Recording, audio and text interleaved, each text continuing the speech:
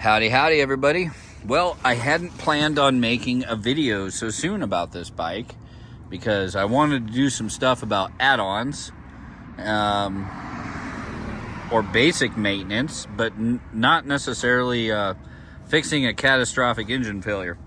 And it's not that catastrophic. And let me preface this video before I go any further. This is not the previous owner's fault. I'm not gonna make any accusations. So Casey, if you're watching, bud, not your fault, dude.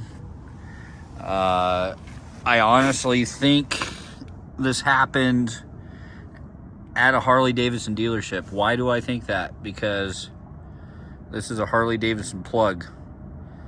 And for those of you who are very astute, you'll notice that this plug should be right there. And I can't really get a good shot. Maybe I can.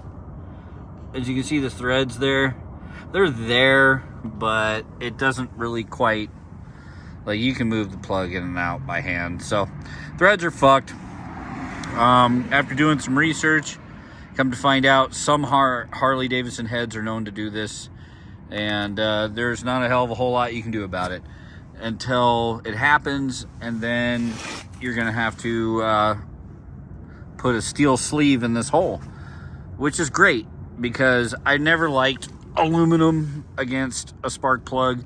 And so what I think happened is whoever last changed the plugs on, like I said, this is Harley Davidson shit, and it's got 19,000 miles on the bike. So I'm assuming not the previous owner, but whoever owned this at one point probably had this serviced at a Harley dealership. They did not put fucking anti-seize on this shit. Because I mean, you can even see it. There's pieces of the aluminum stuck to the threads, and it's just like the very outside of it. And the reason why you want to use anti-seize on a spark plug going into aluminum head is because of the different. It's not necessarily, you know, for ease of installation. It does assist with that. Really, what it's for is, number one, you've got two different types of material here. You've got aluminum versus, you know, I think these are steel. I don't quote me on that. I can't remember off the top of my head. But cobalt or whatever the fuck. I have no idea. But either way, this is not aluminum. That is. And if you do not put some kind of medium between them, the thermal contraction and expansion from just running is going to cause issues. And contrary to popular belief, if you install a spark plug like this into an aluminum head, especially an air-cooled one, without anti-seize, what's going to happen is the threads around here are going to corrode. And eventually, it's going to lead to a situation like what we see here. And so, again, I don't believe this is the engineering. This is probably a Harley tech that just didn't give two fucks about this bike, which is a crying ass shame. But it does happen. I know I've been in the service profession of maintenance for a long time, and not gonna lie, there's been a few comebacks from my laziness.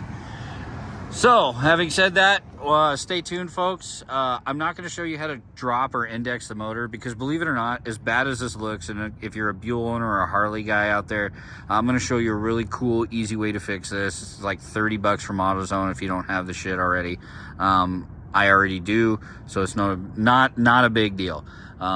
With the Buell, it's a little more of a pain in the ass because, you know, obviously it's not an exposed frame, so I don't have, you know, if you're in a Sportster, different story. But Buell, we gotta disconnect some shit and index this down. And the cool thing is, though, is the bike is designed to be serviced that way. It will fucking index the engine down, and you can work on everything you need to.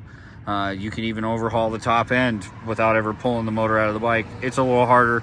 Honestly, if you're gonna do that, just pull the whole fucking motor. But for this shit, and I'm even gonna do the rear cylinder too, because I don't. If the same tech did this to the front one, he probably did it to the rear one, and I'm not gonna be fucking left stranded. So yeah, stay tuned, folks. We're gonna show you how to do a steel inserted sleeve into here. It's a very cool process, and I'm gonna show you how to use physics using compressed air into the intakes of the throttle body to keep a positive pressure in the cylinder so that you don't get metal shavings down in the goodness of you know, your motor. So stay tuned, folks. Like, share, subscribe. I promise I want to ride tomorrow, and I do mean this. I want to ride tomorrow, so I'm gonna get this fixed tomorrow.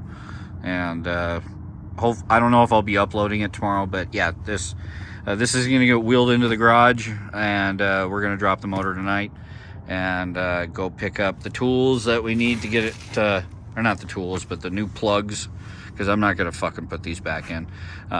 We got to get new plugs in there, and then I do need one more insert sleeve for the rear. But again, all this shit's available at AutoZone.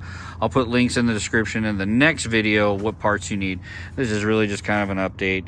I know I haven't uploaded in a while, but thank you guys who are my loyal fans and subscribers. I love you all. And for those of you who are new, checking out the Buell content, this is, like I said, didn't want to do it this soon, but looks like the Buell is going to be the majority of the channel going forward. So until I find some other fucking project to fuck around with.